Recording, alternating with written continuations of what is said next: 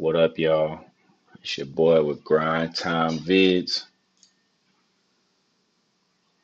Change it up on y'all. Y'all wasn't ready for this. I'm from Dallas, and I'm a Cowboys fan. Also a Mavericks fan, but really I'm a Cowboys fan. Like the majority of the people here are. You either gonna hate them or you gonna love them. And I ain't trying to hear that hate. So today I'm gonna tell y'all 6 reasons plus one possible reason to make it 7 why the Cowboys will return to the playoffs and could make some noise this year. My little brother ain't trying to hear that, but it's going down today.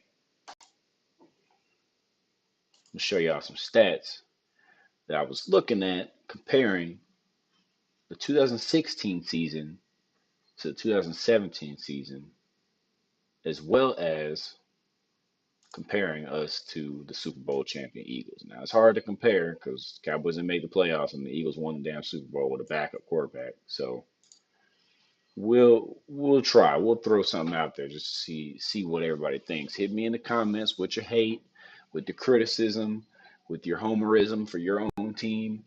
I don't care. I'm a Cowboys fan. So if your team does good, great for you, but I expect my team to do good.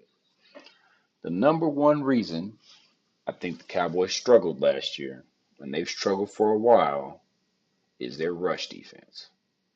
Now, if you look at these two charts, you're going to see the Cowboys ran for almost the same yards, about 200 short, so not that big of a deal.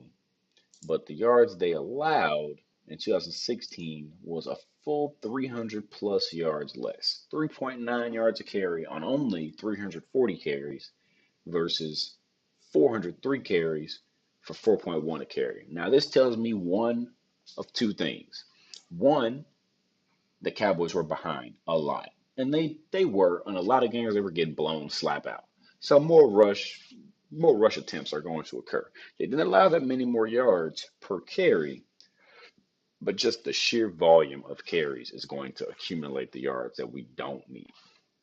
Number two, we need some damn takeaways. We need some picks. We need some fumbles.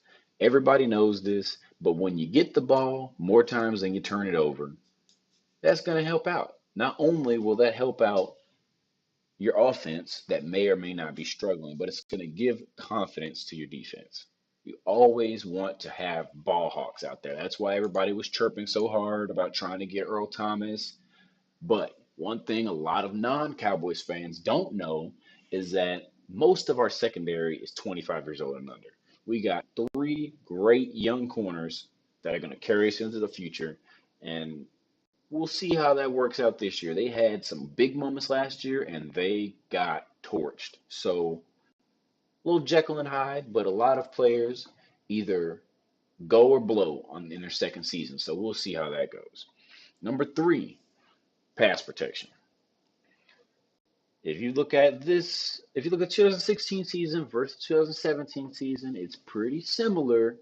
But what Cowboys fans will always turn back to for 2017 is that Falcons game where they just got shredded. But a lot of non-Cowboys fans, again, don't know Tyron Smith was out for a lot of the season with back problems, a lot of back problems. And these are recurring, but if he can work through those back problems and our offensive line goes back to the quality that it was in 2016, we're going to see a great gain in pass protection, along with our young guys coming along. Lyle Collins needs a little more time to acclimate himself to right tackle. It was a new position for him. Doug Free retired, so we had to put a new guy in there. We lost Leary, so the line got shaken up a little bit. Injuries didn't help, but we still got 3 basically perennial Pro Bowlers on the O line, so I'm not too worried about that. That leads me to number 4. We need a healthy Tyron Smith, and the most underrated player on the team last year that was injured, a lot of people will not mention, is Dan Bailey, the most accurate field goal kicker in the history of the NFL, battling back and forth with the guy from the Ravens. His name eludes me right now. What was his name, Lil D? Tucker? Justin Tucker? Something like that. Both of those guys are almost 90%. So 9 out of 10 of your field goals are going in. That is a great feeling as an offense when you can send your guy out there and when he's healthy, you know that you're going to be drilling field goals. His production, it dropped off a little bit. Dan Bailey is normally Mr. Clutch. When he goes in there from 55 and under, you can almost guarantee that the ball's going through the net. So we'll hopefully injuries are going to happen. It's a violent game, but we're going to hope that the Cowboys core stays healthy this season. Number 5, and this is probably one of my biggest peeves of the Cowboys. With Dez Bryant last year, the vertical passing game just was not there. We really did not see the big strikes down the field. And if you look at Dak's yards per attempt, it really shows a whole almost a yard and a half is a lot in the NFL. Going from 8 to 6.8 is like going from elite to average, almost below average. Now, he did have more attempts because the Cowboys were playing from behind a lot. And when the defense knows what's going to happen, they know you're passing the ball. It's a different game altogether. Obviously, his interceptions, they tripled. His interceptions tripled, but they were coming from behind a lot of games. Dak was trying to do the best job he could with. Let's be real. I'm a realist. I'm a Cowboys fan, but I'm gonna keep it real. Our receiving core was subpar last year. Jason Witten couldn't outrun a lady in a wheelchair. Cole Beasley, he can get away from people for his good 8 yard gains. Dez, I don't know what he was doing out there, if he was hurt or if he was just crying, if he was talking to the corners too much or whatever, but he wasn't getting it done. And Terrence Williams, he's had great flashes, but dude is just not a big time receiver in my opinion. So Dak is going to hopefully have a healthy Zeke for 16 games. If we can play from the lead more often than not, his yards per attempt will go up because he's going to be passing less, if that makes any sense. Number 6, Zeke, the man I just mentioned, Ezekiel Elliott, the man I'm styling my hair after. He has got to be what he was. As a rookie, Ezekiel Elliott led the NFL in rushing. Yes, we have 3 Pro Bowl offensive linemen. Yes, we have uh, some of the better blocking wide receivers. So the lanes will be there. But when you know that the opposing team has one of the best, one of the top 5 running backs in the NFL, out of the backfield and between tackles, they're going to change it up. They're going to do different things to bottle him up and limit his production. And that includes bringing another guy down in the box. We saw that a lot last year. It's really hard for the offense to maintain its flow when you have 8 guys in the box.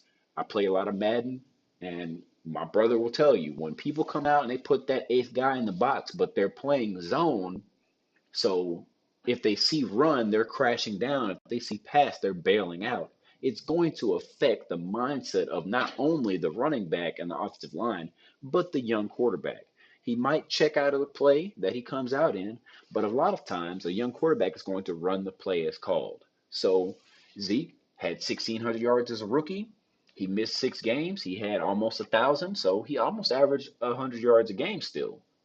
It's almost the same average, but without his production in those 6 games, the Cowboys really struggled. Alfred Morris didn't have a bad season. He actually averaged more yards per carry than Zeke, as you can see here. He had a 70-yard run. I didn't even know Alfred Morris was that fast. He didn't have to do that much in 2016. But as you can see, 115 carries for Alfred Morris, only 1 touchdown. That is not going to get it done. Regardless of how much yardage you have, you got to punch it in. Dak Prescott, 6 touchdowns. Rod Smith, 4 touchdowns. It's obvious that the Cowboys, towards the end of the season, were leaning towards Rod Smith, but the whole team is built around Ezekiel Elliott. And that brings me to my most important but kind of underrated statistic that a lot of people overlook. They don't think about this because the game, with all the commercials and things, it is kind of convoluted. But I'm going to show you something that a lot of people don't think about. And this is kind of a wash. It's very close, but because of Zeke missing so many games, you can't get an accurate representation on exactly what this number is. And the stat I'm talking about is time of possession. You cannot win football games when your defense does not get a chance to rest. A tired player is a weak player. A tired player is a player that makes mistakes. So when you have young defensive players out there, young cornerbacks, young defensive linemen, when they get tired, they start to their assignments begin to be second nature to their fatigue. The Cowboys and a lot of their big wins in 2016 had the ball for 35, 36, 37, 38 minutes. And they were keeping the other defense on the field. And since they had the lead, they were able to just tote that rock, rotate running backs in, run Zeke, feed him. Now, in 2017, in over half the games, they played from behind, which means the other team had the opportunity to put their running backs in and let their linemen truck up field and get things done. If you look at the Eagles, their time of possession is very similar to the Cowboys' time of possession from 2016. Now, their turnover ratio is way better, and that's 12 better than the Cowboys last year. The Cowboys did not make the playoffs. They weren't good enough to be in the playoffs. So I'm glad they weren't there. They needed another year, and that's something that we're going to have to look at in the future.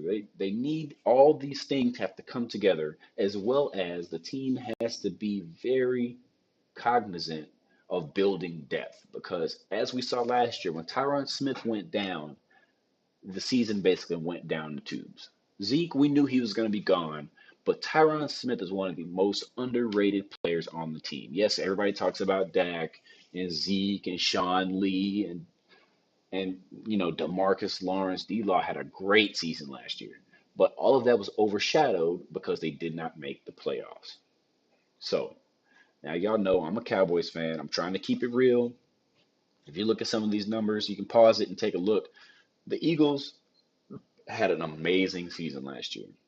They have a multitude of weapons. They have so many running backs that they can't possibly give them enough carries, so they just rotate them all in. They have situational plays for each of them. So when you see Smallwood come in, you see Clinic come in, you know a screen could be coming or some kind of flare pass. Kenjon Barner's got speed. And of course, when Wentz comes back, they're probably going to not run him so much because of the injuries, but you always have to watch out for him with the read option because Carson Wentz has wheels. His 40 time may not have reflected it exactly, but he has some wheels. They got a Ajayi now. They are stacked. Those two games versus the Eagles are going to be hell, but that's all right. The Cowboys got some young guns on offense now. They got a little more speed at receiver. We're going to have to figure it out at tight end, healthy at offensive line. We're going to see next year. It's Grind Time Vids, signing out.